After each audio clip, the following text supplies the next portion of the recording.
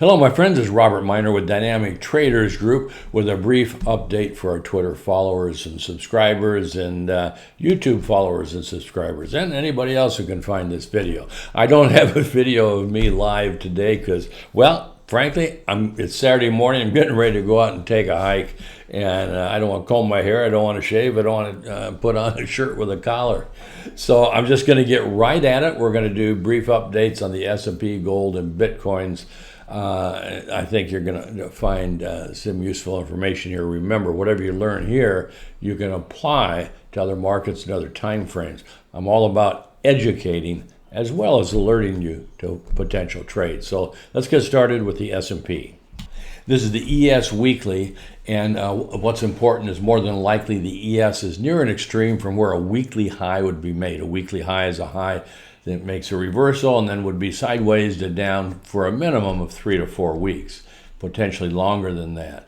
So there's a wave count coming up from the October low, possible 1, 2, 3, 4, and then from the April low, just really nicely subdividing into 5 waves. What's critical here is 2 things. Number one, last week's high was made right in the price zone for an end of wave 5.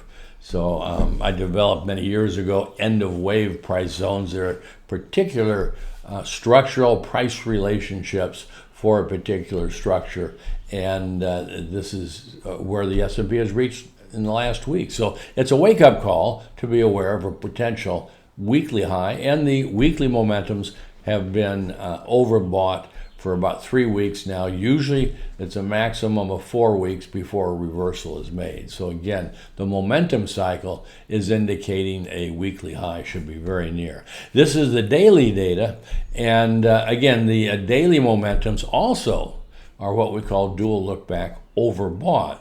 So, and they have been for 3 or 4 days. So we have dual time frame momentum, and that's weekly and daily momentum cycles are in sync for a potential high, and it would be a high in the higher time frame weekly data. So again, coming up from the April low 1 through 4, and then wave 5 itself is then apparently subdividing into 5 waves. So we're at or near the extreme from where that weekly high would be made. So this is one thing to be aware of. This is the 240-minute data.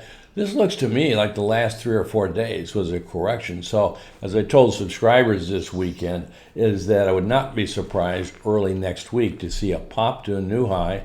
Should be a maximum, should be around 54.69 to 54.90 before that higher time frame weekly high is complete, just because of the short-term pattern position.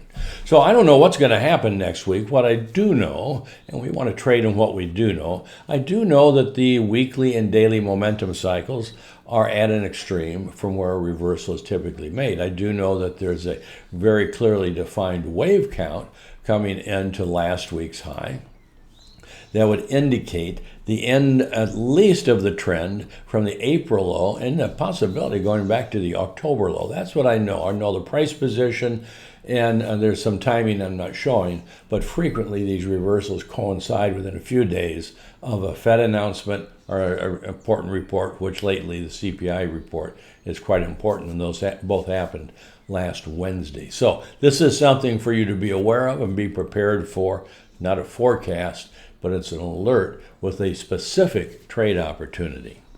So this is the gold weekly data. It's the weekly closes. Boy, gold is one of my favorite markets to trade. The first report, analysis and strategy report I ever wrote, began in the mid-'80s, almost 40 years ago. It was the precious metals timing report. So I followed gold, silver, used to follow platinum, no more, but gold and silver for almost 40 years.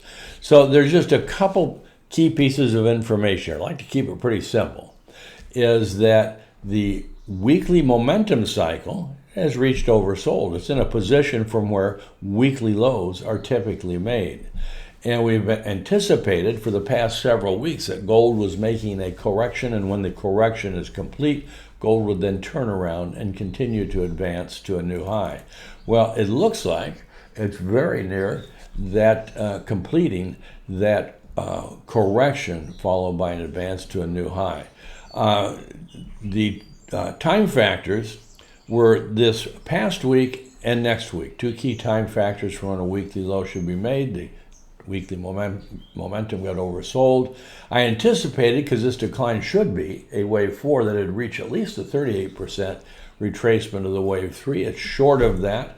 That could have some bullish implications. So it's real simple. Gold is in a position to complete a corrective low, followed by a continuation of the bull trend to a new high, and a weekly close above 2356.90 will signal that that weekly low is complete. Now, it's a weekly close above that level, so it may close quite a bit above that level. Let's see if we can find a trade strategy on the daily data. This is the daily data and the daily closes, and even the daily momentums, again, are oversold. So you really want to be aware of whatever momentum cycle indicator you use. When two time frames are in the same position, that's a wake-up call for a potential trade opportunity. So here is this decline, clearly a correction. There's a lot of reasons for that. We won't go through them.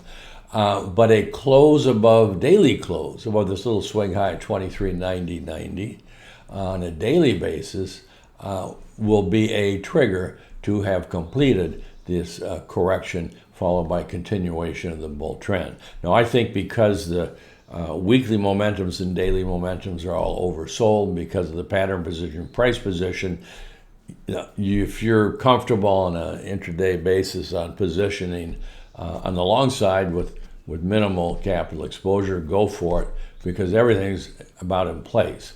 I like to see the market give me a solid signal that that reversal has been made, most of the time at least, and that solid signal would be close over 23.90.90.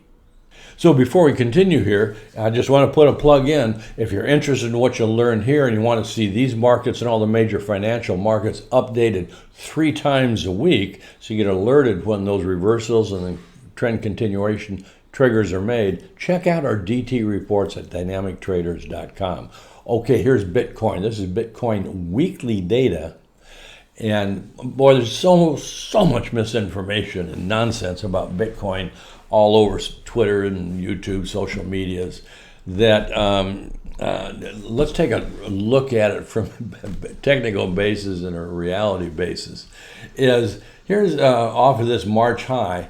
Bitcoin is essentially sideways since the March high. That's for 2 months after it's made that new high in March. So if we look at this, we can see that just last week, Bitcoin actually made a bear reversal in the 8 look-back weekly momentum. It's warning that if a weekly high is not complete, it should be near. So what I've been telling subscribers for several weeks is let's go back and look at the April 2023 high and this prolonged, we call this a flat correction, an ABC flat, all the way into September. So what's that? Almost 5 months flat. Before then, wham, it made its multi-month advance, about 6 months advance, and over 200%. So I did do a comprehensive report on Bitcoin and halvings and what typically follows the halvings. And so far, Bitcoin is following the map pretty closely. And I suspect that this next few weeks and even a few months is going to be very similar to what it was back in 2023, because so far this portion of it is almost identical to this portion back in April to July 2023. And here we are very close to completing a weekly high if it's not already complete. So more than likely this is an A, it's working on a B, and more than likely we're going to have more or less another flat correction, whether it will continue for as long as it did back in 2023, I don't know. What I do know is we're near a weekly high, and then the market should be sideways to down for at least 3 to 4 weeks, and of course it could be much longer than that, but that's usually the minimum once we make a weekly reversal. So I think this is going to fool and frustrate a lot of people in the weeks ahead, and then a lot of people are going to miss out on the next big run, which is not likely to begin for several weeks, if not even a few months. So if you want to keep up to date on that in the weeks ahead also, check out our DT reports. And of course, if you're a subscriber, you can get our big picture reports, which the recent one on both gold and the dollar and Bitcoin and other markets. We keep the big picture up to date as well. Well, that's it for today. Everybody take care and check us out on dynamictraders.com. I think you'll get a lot of useful information. You can also go to dynamictraders.com and just register for the DT Traders News. It's absolutely free. We don't need any charge card or anything. Just put your name and email in, and there'll be other updates you can have access to, so we can show you what we do for our regular subscribers. That's it for today. Everybody take care. Stay healthy. Have some fun over the next couple of weeks till I get back to you with another video. I'm going to. And so that's it for today. Robert Miner, over and out for now.